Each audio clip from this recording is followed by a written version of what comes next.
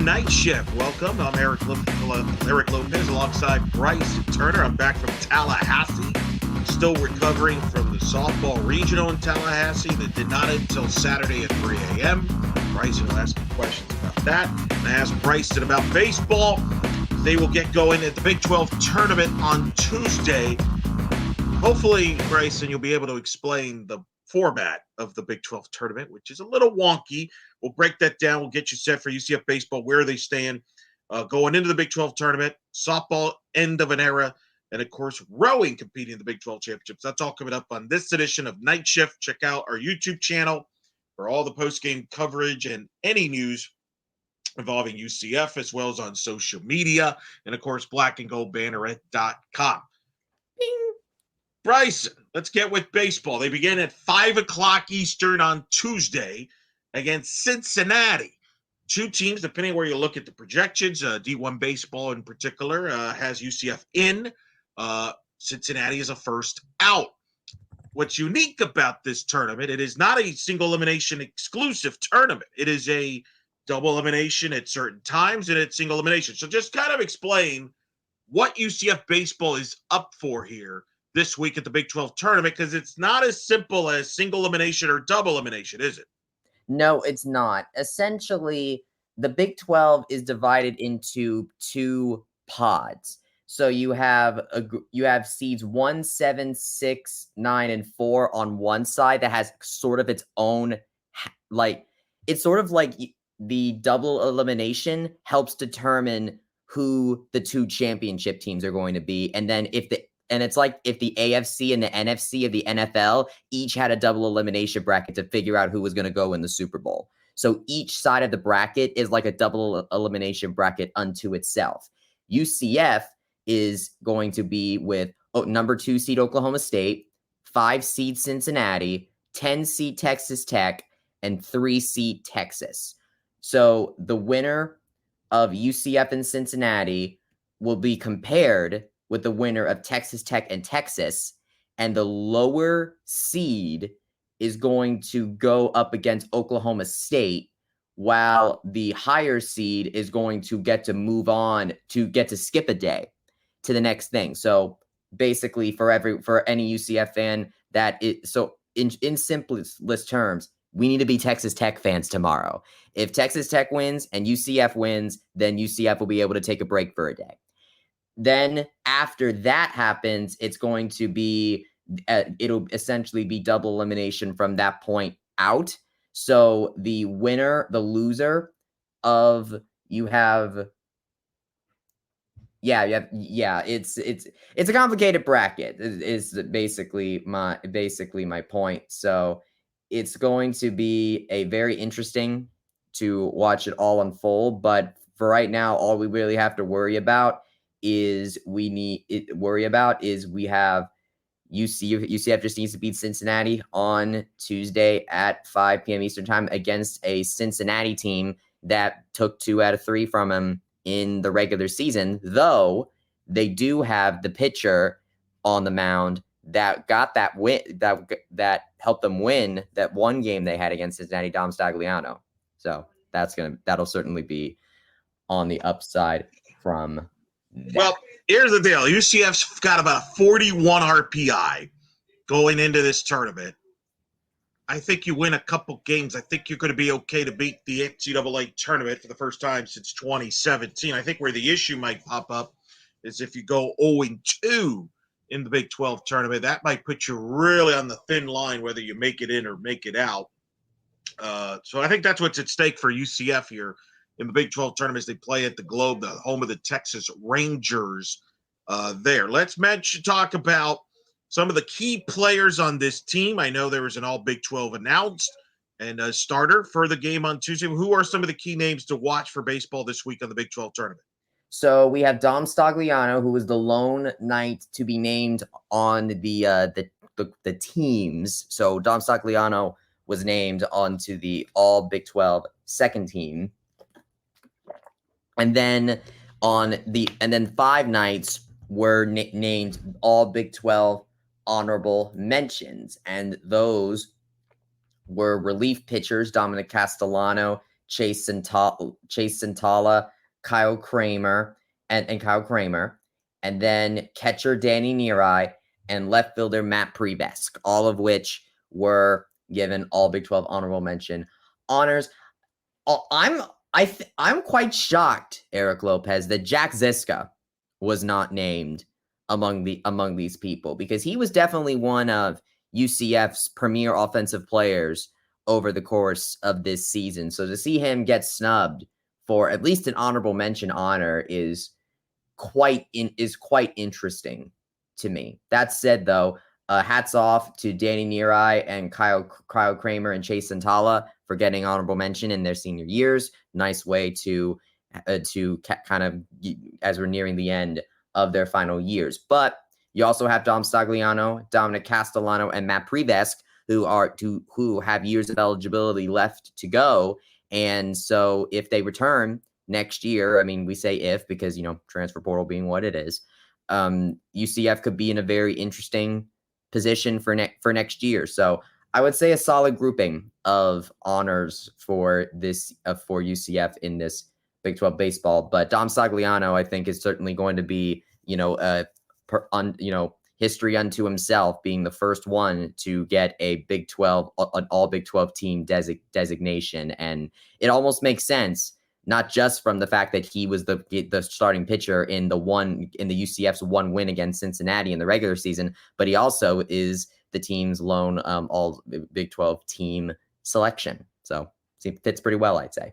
All right. So according to D1 Baseball on Monday's projections, UCF is in the tournament. They're not even a last four in. They've moved out of the last four in and in the field. Now, we don't know how close they are to the last four in.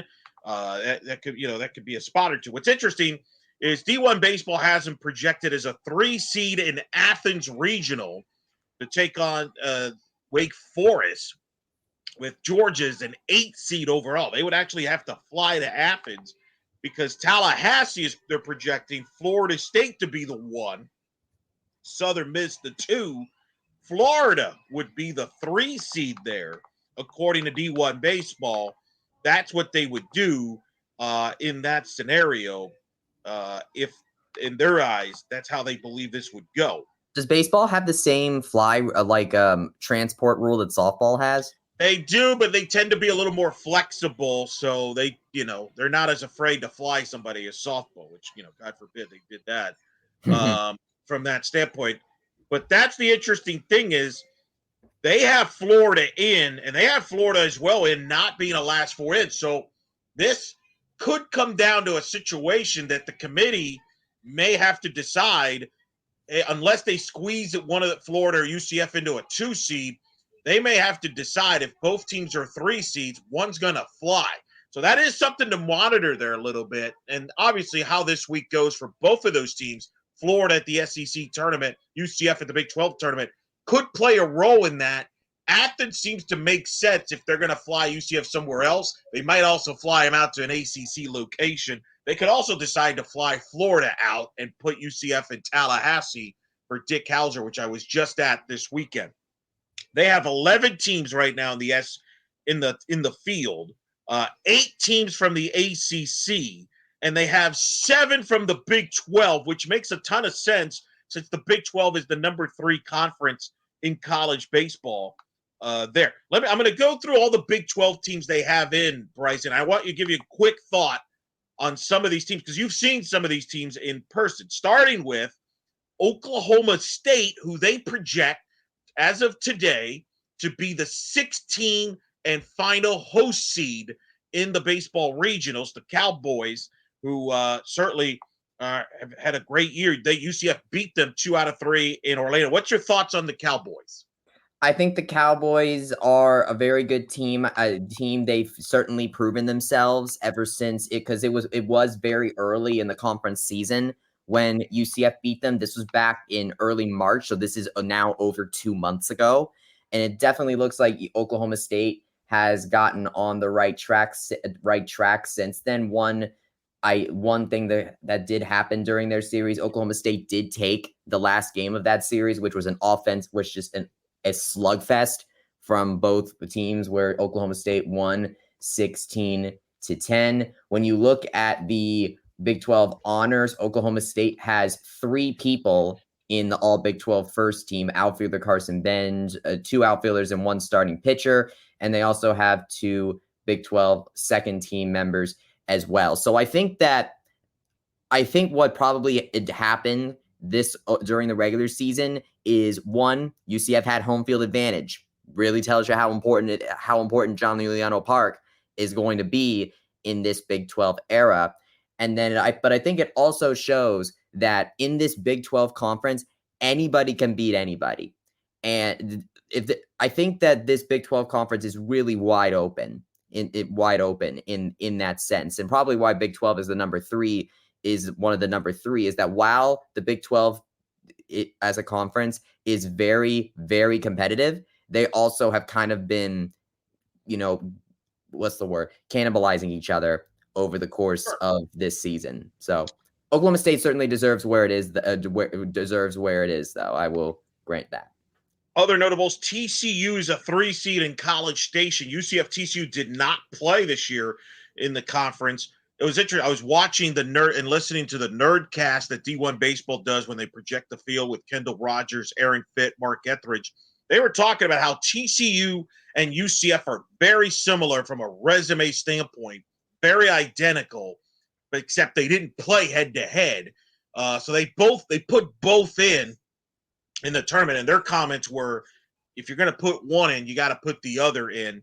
So that's something to keep that in mind as you watch the Big 12 tournament is, how does TCU do? How does UCF do in the Big 12 tournament? Because who knows, depending on what happens, the committee may decide to only pick one of them, and it might come down to whoever has the better Big 12 tournament run between those 2 teams. So just something to keep in the back of your mind as well.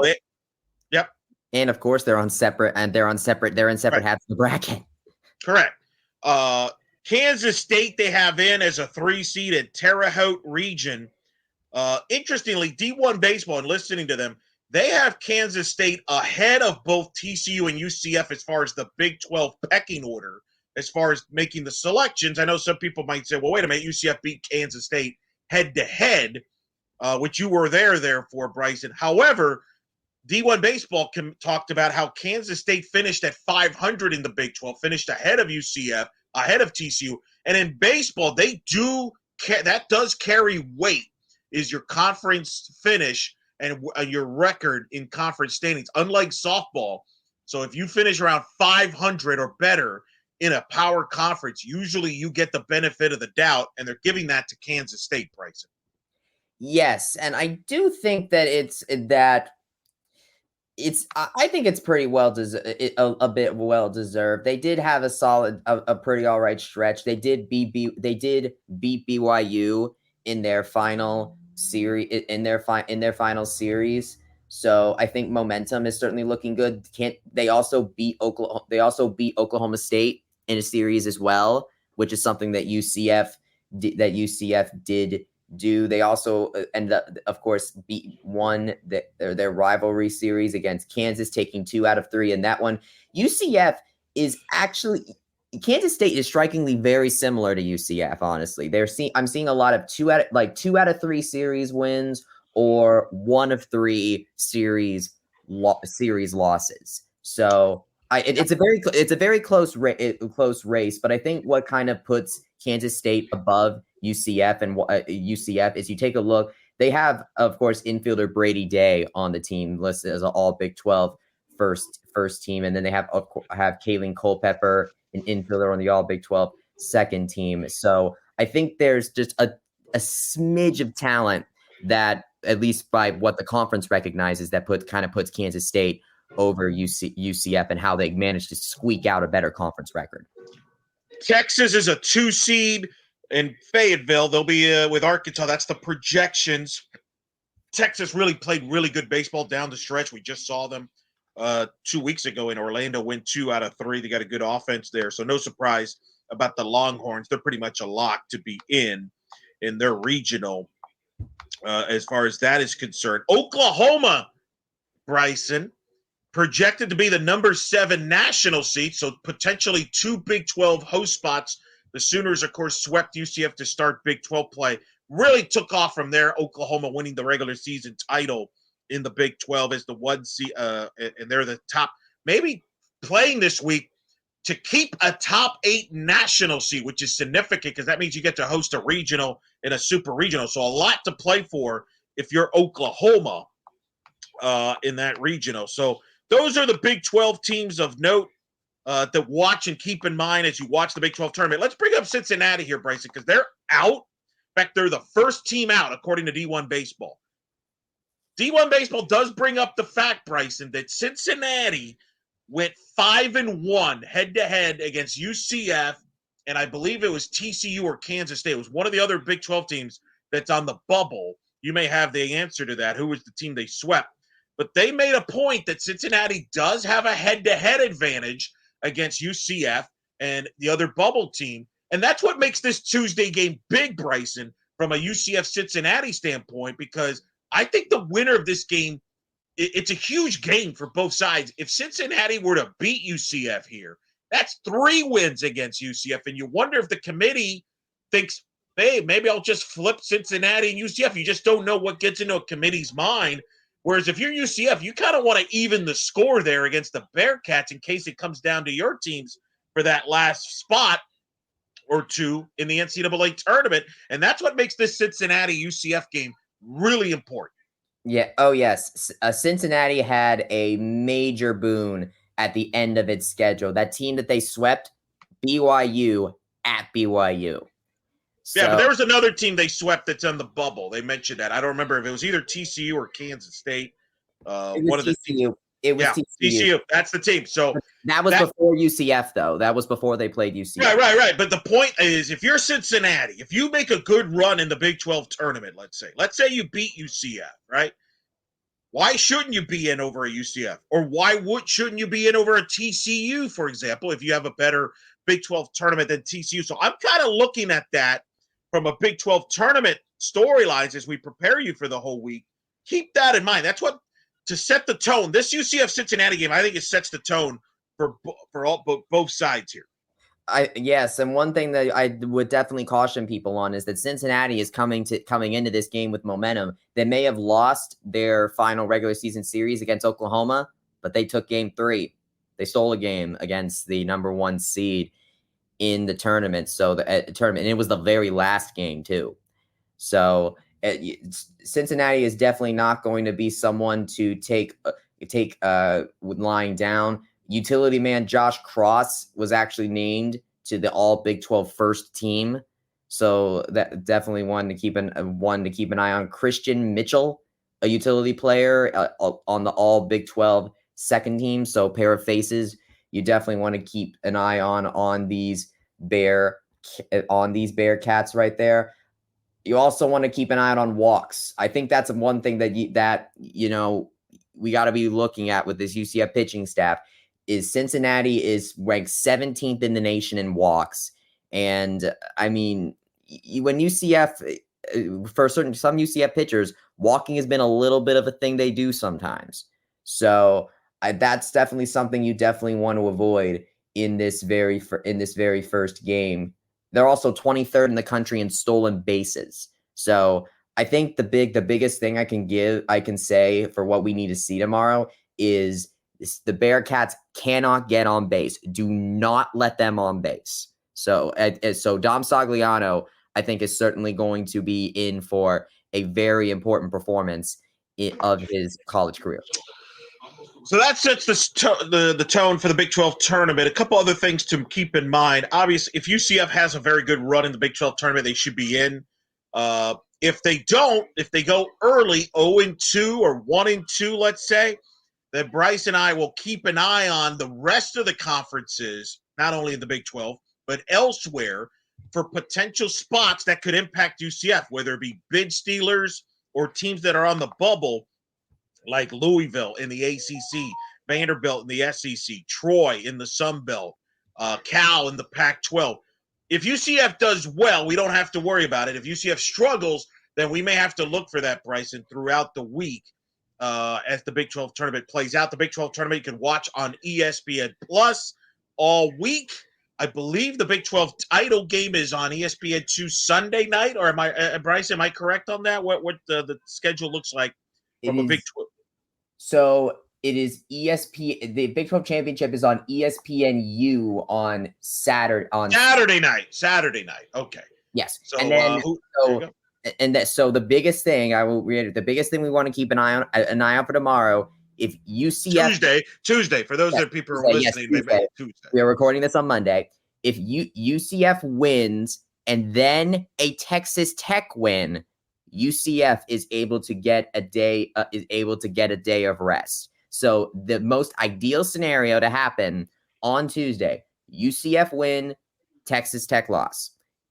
Either if a Texas win or a UCF loss results in the Knights having to play again on Wednesday. And honestly, considering how many games like we could see this team play over the course of this week, the more rest you have, the better. Should be interesting. We had a chance to speak to Rich Wallace, who was available Monday.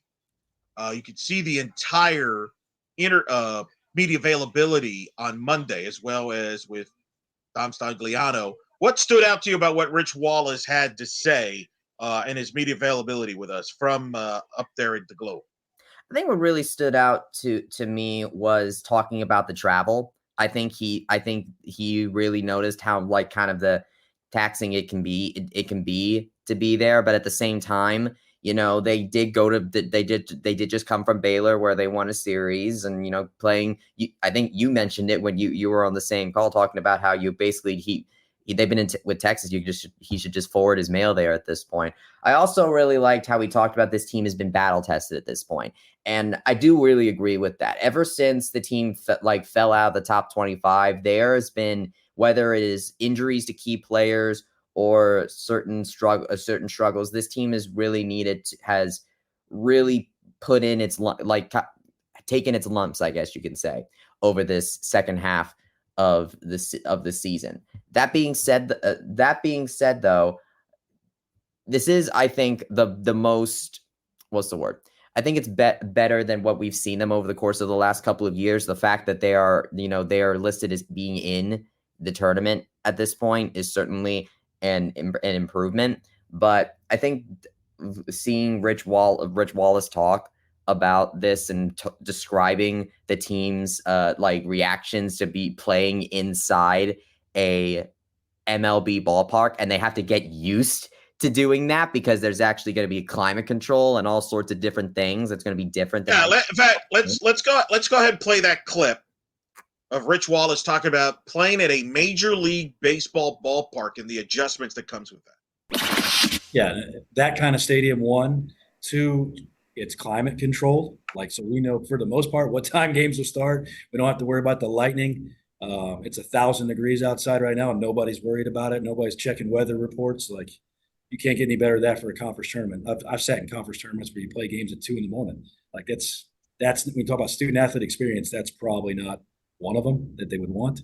But to play in this place and this type of environment against the type of teams that we get to play on a weekly basis in this league, this is elite college baseball at an elite venue. They couldn't get better than this.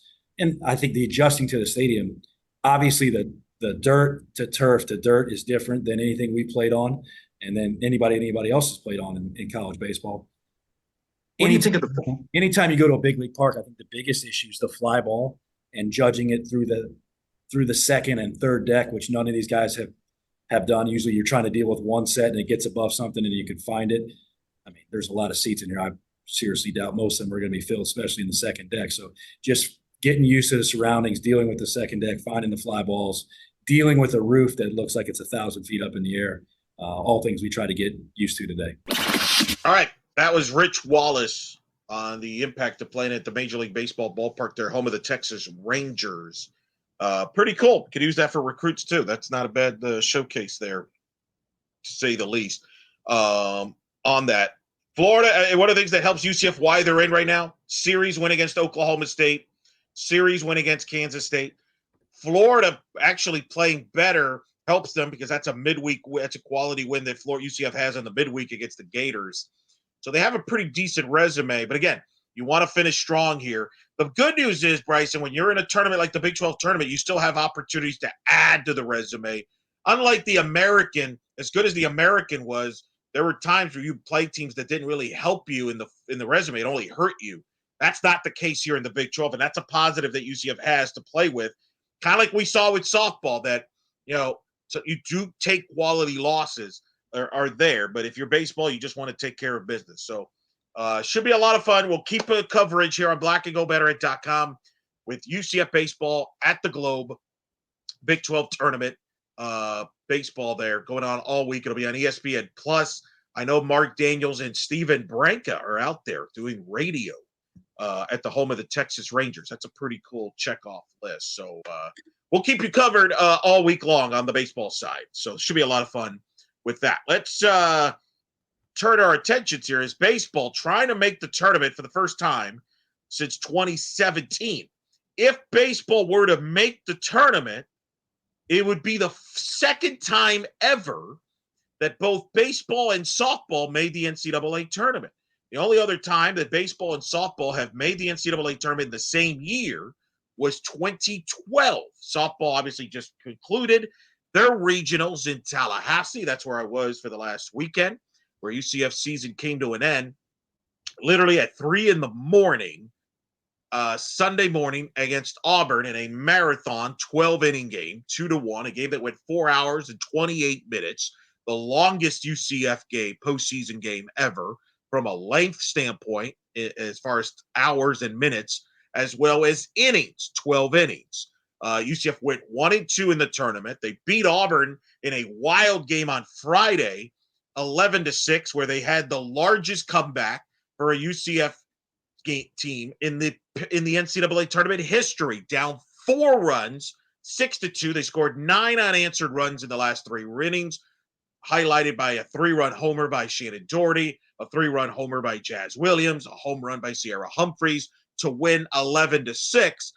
Unfortunately, Saturday, UCF lost in the winner's bracket game to FSU 5-1. They had to come back around 10:30 at night to play Auburn and played an incredible 12-inning game where Sarah Willis and Auburn's Maddie Penta matched pitch for pitch. I wrote about it. It's up on blackandgoldbanneret.com. You can check out the recap of that. I've said it's the best pitching duel that I've seen in person in the 18 years. Unfortunately, Bryson, as I also mentioned in the article, in a lot of ways, it was a synopsis of the 2024 UCF season. Play some tight games against really good teams, had chances to win, situational plays, razor-thin margins, but come up short, lose by a run. 12th time this year, UCF lost by a run, and unfortunately, it ended their season at 31-25, and it ended an era of the most successful UCF softball era with the 11 seniors with a strong core of them, 7 to 8, have been a part of this 4-year run of 4 straight NCAA tournament appearances, an NCAA tournament regional championship that they hosted in Orlando for the first time in program history in 2022, multiple conference championships in the American, in fact, going back-to-back championships in 22 and 23, first time in program history they've done that. 3 straight 40-win seasons during this run. A historic class, which I'm actually in the process of trying to put into words in a column, which is not very easy because there's a lot of words to describe this class, but it came to an end, Bryson. Let's first, your reaction. You watched it from home. I was there, so I'll have you ask me some questions, but give me your thoughts on the end of the era here for this group in Tallahassee. I noticed in the broadcast that several of the players were quite emotional after that game for very good reason, and because it's not that they played bad games. I mean, you look at Florida State, Angelina DeVoe put on the best performance I think we'd ever seen from her. And the fact that had she probably pitched like that the entire game, UCF might have won is really telling, I think. And as far as final performances go of college, Angelina DeVoe did an amazing job. Well done. And then you have Auburn. Like you said, Maddie Penta, what a pitcher she was. Sarah Willis ended up, by the way, pitching more pitches than Kama Woodall did in her 11-inning thriller in the Orlando Regional in 2022 against Michigan, which is the immediate thought I had once this game started getting into double-digit innings. I think the big key last night just ended up being Auburn's top part of the lineup. Center fielder Michaela Packer and DP Amelia Lech just had Sarah Willis's number for most of the night, and in the end, that's kind of what got him got her at the very end. It was who was going to blink first, and it ended up being Sarah Willis. Though, like you said, it was an amazing game to watch. It reminded me a lot of the NCAA tournament match that UCF basketball had against Duke. I think that's going to go down. I wrote that in the article. It's going to be I think that people really need to think about this team in vein of that UCF men's basketball team, because they were a really great team. And they probably could have done so much better. But in the end, the game where they got eliminated was just such a great display of the sport that you can come away feeling, disappointed, but at the same time also satisfied that they left it all out there. And I think honestly there is nothing less than that I would expect from a team in a senior class like this one. Left 11 on base. Had first and second, nobody out a couple times in the extra innings. I think in the 8th inning, the 10th inning. It did not score. I know people have asked about why not bunt. I believe in one of the scenarios with Chloe Evans at the plate. My response to that is you're kind of damned if you do, damned if you don't. First of all, because Chloe's one of your best run producers. So if you bunt her, they're probably going to, and the other hitters behind her don't deliver. Now the criticism becomes, well, why did you bunt one of your best hitters, who's one of your best run producers, instead of letting her try to win the game, right? So you're damned if you do, damned if you don't in that scenario. I think the other question I was getting is, why didn't Sarah Willis start the Florida State game? And I think what happened there was she had to come in relief on Friday's game, which I think messed up a lot of the plans. The strike zone was very tiny. Felton couldn't get out of the second inning. They had to bring in Sarah Willis. She ended up throwing over 100 pitches in that game, and it was very stressful 100 pitches because of the lack of the strike zone. She had 6 walks. I think that kind of threw off the plans. I think if they would have gotten more innings out of Felton, I think you would have seen Willis come in, maybe still close the Auburn game out, but maybe in a shorter appearance. I think she would have been ready to go to start the FSU game. That didn't happen, and I think part of the plan with Coach Ballman, and she did this a few years ago with Aaliyah White, is I think the plan B was, let's start our Felton, who's our second best pitcher, and then you have Willis, who's in relief in that situation. I think they were going to go by committee, no different, Bryson, than what Florida State ended up doing to UCF. They went by committee, split the game into 2 pitchers. They got the Goodman kid, who was more of a ground ball pitcher. And then they brought in, I believe it was Dantley, the other kid, there to close the game out. So I think that's kind of what UCF wanted to do. The problem is they had that one bad inning in the second inning, 5 runs. A couple of defensive miscues contributed to that, and they've dug themselves a hole. And you're not going to bring Sarah Willis in when you're trailing. To your point, I thought Angelina DeVoe was the MVP there because she kind of came in and shut the door and kept it within striking distance against Florida State and allowed them to keep Sarah fresh for the elimination game later that night. But the bottom line is, you could talk about the pitching moves and all that. They scored only 2 runs in 19 innings on Saturday/Sunday morning. And that's going to be hard to win postseason tournament games that way. So they needed some more punch on the offense, kind of like what they got on Friday. They just didn't get it on Saturday. And that was kind of the story, in a way, of this season, just the inconsistencies from that standpoint that contributed to so many close losses, Bryce. And I don't know if you're aware of this, but I mentioned this in the article. UCF has played 16 games against 7 teams that are in the Super Regionals this weekend. That is an Estrada, which includes number 1 Texas, number 2 Oklahoma, number 3 Tennessee, number 7, Missouri. Baylor, right? Everybody talking about all those one-run losses to Baylor. You know what Baylor did? They won the regional in Lafayette by 1 run against Louisiana, and they're going to play at Florida. That's what they do. So that just gives you an idea of a rough schedule for the Knights. Absolutely. It was an extremely tough schedule, but when you look at this game, it was almost in a way, I don't know if it was just my tired brain at 2 a.m. or something like that, but to watch that game go so long, it almost is like I'm thinking like this game is never gonna end. But then I'm thinking like, when this game could easily go either way, and so you're thinking, well, the longer this game goes, the longer this season is, the longer this team gets to stay together.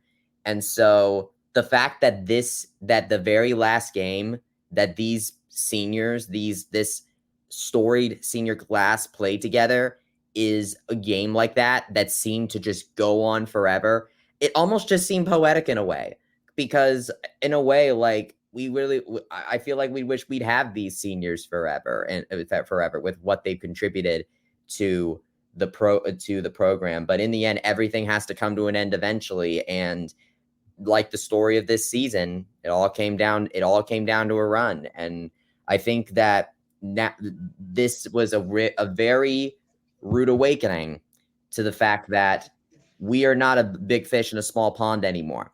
We need, in order for UCF to reach the promised land of Oklahoma City, not for a conference tournament, but for a Women's College World Series, they need to build a team like this, but even better.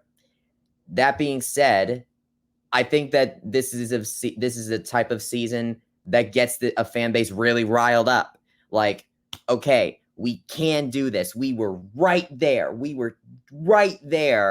just need to get back here and then be better. And the fact that we've gotten to this point, we just need that little more oomph, I think, can inspire confidence that it's very possible that this program can rebuild going forward, especially considering how crucial roles Ashley Griffin, Samantha Ray, and Aubrey Evans had over the course of this season. They are the ones that have to carry the torch on.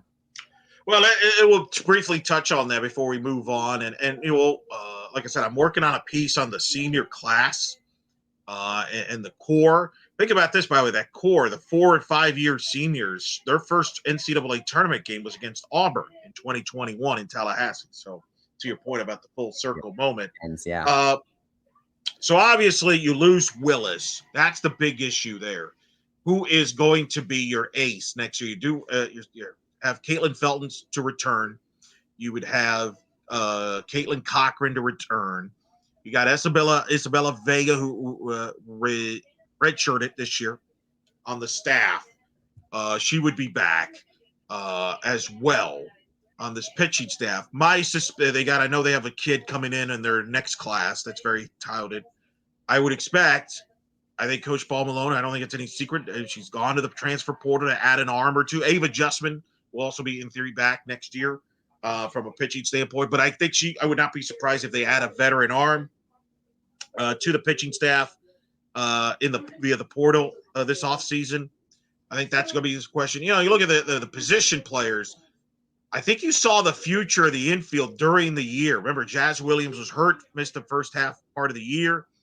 You saw the infield at times of Sierra Humphreys at third base, Aubrey Evans at short, Sammy Ray at second. It would not surprise me if that is your starting infield next season, although Ray got some playing time in left and center field as well. So they may decide to move Ray to the outfield, because I know they have another infielder in this freshman class that's coming in that they like a lot, who may play second base as well. First base is going to be weird, Bryson, for the first time really since 2021, when Jazz Esparza, senior year, we're going to have somebody other than Shannon Doherty play first base. That's going to be very interesting. Does Ashley Griffin move to first base? who's played there in the past, not at UCF, but before that? Do they have somebody on the roster they moved to first base? I don't know. That's going to be interesting what they do there. And then obviously you're not going to have a Jada Cody. Outfield, you got to replace Rowe, Chloe. You got to replace a ton of outfielders. You do return Stormy Kotzelnick, who will certainly, I think, be a big part of the offense next season. And I think we'll have a much better year. Remember, Stormy had no idea if she was going to even play this year, because remember, she had transferred. She was a second-time transfer during the fall. At the time, it didn't look like she was going to be eligible to play. And then, Bryce, you remember this because you found it. What was it, November, December? They changed it where all transfers can be eligible, even if you had transferred for a second time. So she didn't find that out until, I want to say, December, Bryson? Was that when the timing was?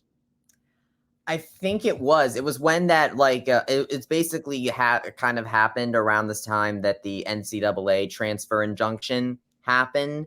And I believe it was around that. It was around that time. So we'll see what happens. I think she'll have a much, much better year next year now that she knows she got a full year. Then I think she's going to be somebody to watch in this offense. It's going to be a young team. It's going to be a different Big 12. No Oklahoma and Texas. You got Oklahoma State, who, by the way, has a top 3 National Player of the Year in Lexi Kilfoyle, who will graduate. You have certainly Arizona, who's in the Super Regionals. They're going to be in the Big 12. Utah is an NCAA tournament team will be in the Big 12. Arizona State will be in the Big 12. I do think UCF will still be on the top half of the Big 12, but how the pitching looks like and all that will certainly determine on their ceiling for next year. But it'll be a different looking UCF team, certainly in next year with the young faces. And like I said, we tip our cap to the senior core of this UCF program that like I said, we're going to write about. I'm lacking old Bernarette. That's probably going to include a couple of future Hall of Famers and then some. Let's put it this way.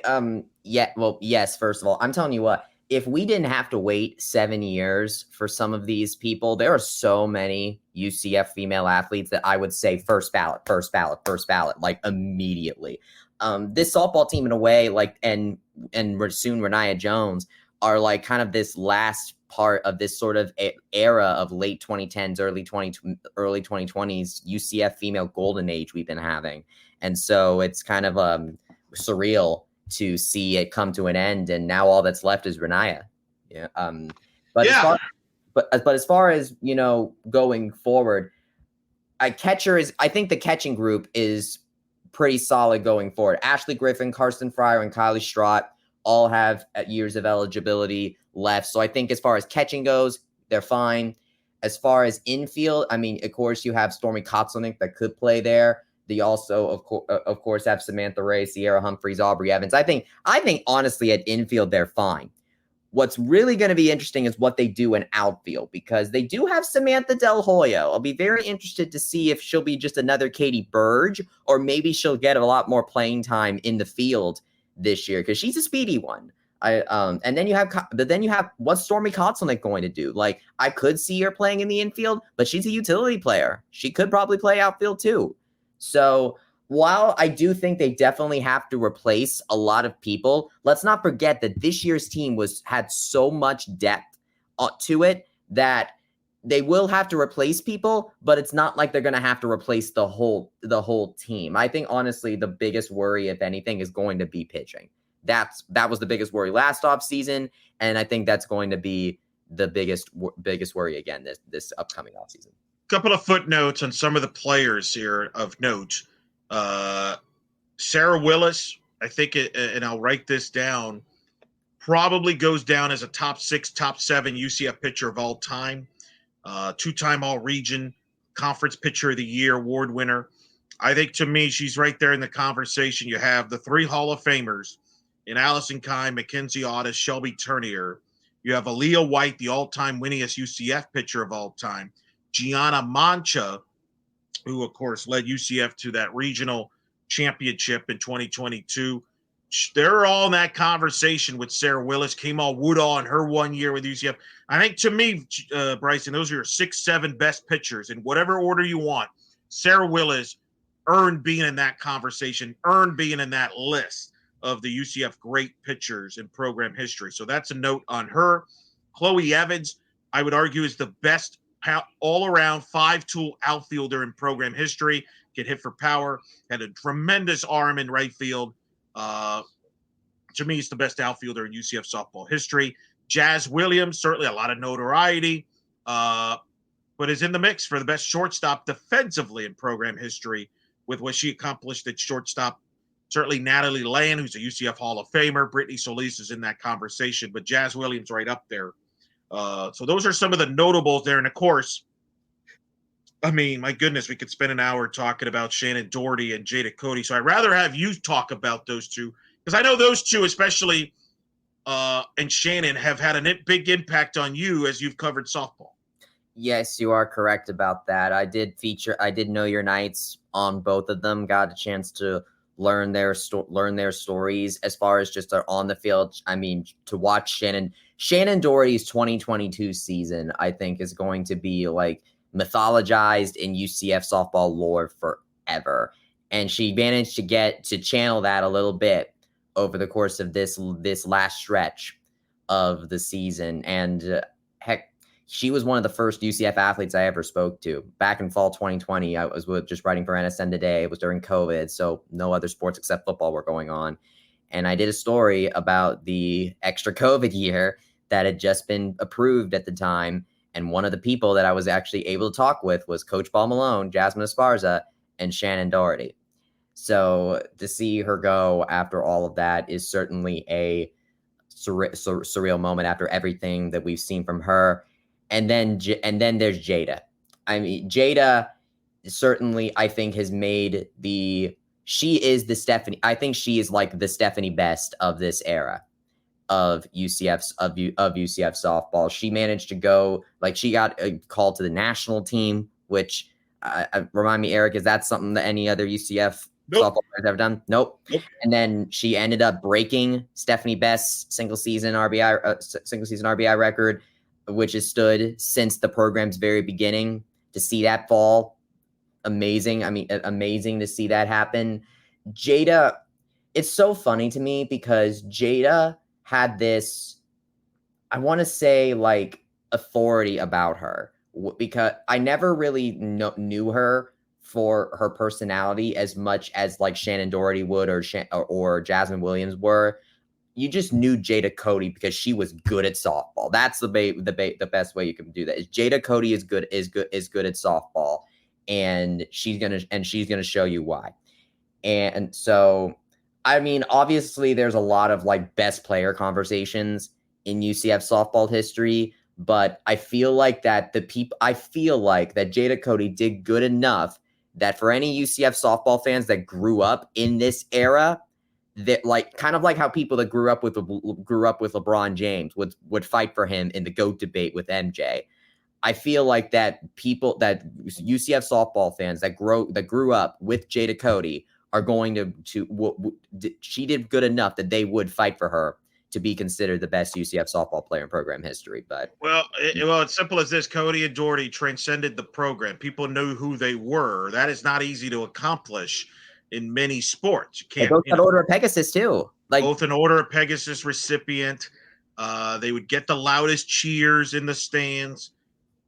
Doherty's the greatest first baseman in program history. Cody, you mentioned, is probably right there. If not behind Stephanie Best, she's right there, I think, with Natalie Land as among the best all-around players that are non-pitchers. Doherty's in that. I mean, it's going to be strange to see UCF softball and not have Jada Cody and Shannon Doherty in the lineup. It's going to be strange. It's an iconic era of those two duel of them. I think they combined for 100. They were involved in 181 wins, the winningest two UCF softball players ever. And I think thank you is a very simple word, 2 words to use, but certainly not enough words to describe the impact those two have had, who will obviously move on to great things. As you mentioned, they're both Order of Pegasus recipients. So we'll write more a little bit about that on Black and Gold Banneret. Bing. But let's turn now to rowing. Gotta hit the water. Got the water. There you go. Very good. That took place Sunday, correct? UCF rowing in their first Big 12 tournament, conference championship in rowing. How did it go? Well, I mentioned that I've been mentioning this when talking about this rowing team. I think they had a very good shot at getting third place because the Big 12 has 3 teams ranked in the top 20. You have number 1 Texas, number 5 Tennessee, and number 19 Alabama. And over the course of the regular season, UCF has been able to contend pretty well with Alabama, but Tennessee and Texas are like in a class all their own. All our own. The fight for the Big 12 championship was going to take place between those two schools. In the end, it ended up being a fight for third. And if we could get third with a first-year head coach, then I would solely be satisfied. Unfortunately, that did not happen. We were close to it, though. The highlight of the day was with the second varsity 8, where UCF absolutely wiped the floor with Oklahoma and Alabama to help them make a case for themselves late in to get third place. It all came down to the varsity 8 race, the first varsity 8 race.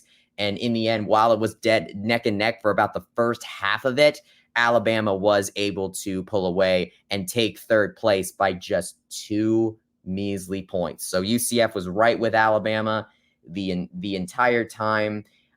They also ended up, by the way, getting 2 all Big 12 team selections in their first year. 5th-year senior Arian Johnson and regular senior Cian Ord, both from the first varsity 8, but were named to the all Big 12 team. I think it's certainly something that I kind of expected. I knew they were going to finish somewhere in that region below Texas and Tennessee. I think if we take solace in anything, though, you think about who I'm talking about here. You have Texas, Tennessee, Alabama, and finishing behind UCF in 5th place, Oklahoma. What's something all of those teams have in common, Eric Lopez? What do we got? You know what all those teams have in common? What? SEC. Texas and Oklahoma are going to the SEC, and then Alabama and Tennessee are already SEC teams. We know from a Twitter post that the Big 12 made a few months ago when they announced the affiliate additions of Old Dominion and Tulsa to the conference that they did not include Alabama and Tennessee's logo in there. So the implication seems to be that Texas, Tennessee, Alabama, and Oklahoma will not be in the Big 12 starting next season. So who is on top of the heap among the teams that remain in the Big 12 that competed? UCF. So I think that if this Big 12 rowing championship tells us anything, I think UCF has now put itself in the position to become the preeminent rowing program in UCF history. And you remember, Eric, when we asked who I think was going to be the first UCF team to win a Big 12 championship, you remember how we've kind of been talking about that in the Banneret over this season? Yeah. I am now going to amend my choice, and I think it is going to be rowing. That's going to be the very first team Big 12 championship, by the way. The individual thing has already been taken because of Renaya Jones in the outdoor track and field, but this rowing performance from Mara Allen, I think, is enough to make me think that that rowing is going to get a Big 12 championship potentially next year. I would be on watch for that. The other thing we should be on watch for rowing, though, because rowing was bubbling under the top 20 for like the entire season almost. So the question is, did they do enough to earn a selection to the NCAA championship, which would be huge for a first-year head coach like Mara Allen, especially after the disarray the program was in last season. We're going to find that out on May 21st. So it's going to be on Tuesday that we're going to find that out. So be sure to follow us on our socials. What's your prediction? Oh man, if they are, I think they're going to be I think they could be one of the last in. It is a very close though. I think if they were in the top 20, I think it would be assured. I mean, Becky Kramer, during her era, there were several times where UCF was kind of bubbling under, and I think they got in. So I would say I am optimistic, optimistic, but I would just kind of leave room for not making it because this is a very tough Big 12 that they are in and that they are in.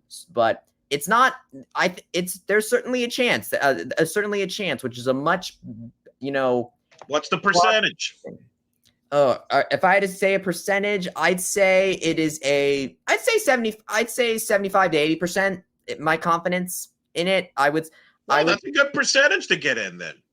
Oh yeah, I think they are going to be in, but at the same time, they're not in the top 20. They're not in the top 20 in the country, and so I feel like to me, if you're not in the top 20, then I don't know. But I feel, let's put it this way: the vibe feels right with this program, but because of how this entire season of UCF athletics has been going this year, I am just going to be cautious about that optimism, because if the Big 12 has taught us anything, it can take it away from us in a heartbeat. Well, and I'll tell you this too, for rowing, I think it's been a successful season. Regardless what happens, I think it's been a successful season from their improvement, obviously being competitive right away, and a lot of coverage too. The Orlando Sentinel, Matt Michelle did a feature on rowing. They've gotten more coverage than they have, and I think the belief is in people in the sport that they have a star in the making here as a head coach, and Coach Allen, her first year as head coach at UCF. So we'll see what happens Tuesday. She was, by the way, the associate head coach at Texas, who, of course, has a really strong pedigree of. Yeah. I'm telling you what, considering how controversially stuff and the rowing program has kind of been through over these past couple of years, the fact that the program was able to come out like this. I think Mara, I think I would argue Mara Allen might be Terry Mohajir's best hire. I think that might be my hot take. Oh, we may have to debate that another time. We'll see how that goes. So, all right, that's going to do it for this night shift. We're going to keep you covered during the baseball tournament all week. Certainly keep you covered with rowing. We'll see what happens with that. We're coming close to an end on this 2023-2024 Big 12 season for UCF. Track regionals just around the corner as well. We'll be following all that. All right, keep it on blackandgoldbannerite.com. You'll have this episode here. We're going to have more softball content, some baseball articles coming out, and much, much more as the things develop. So, for Bryson Turner, I'm Eric Lopez. We hope you've enjoyed this edition of Night Shift.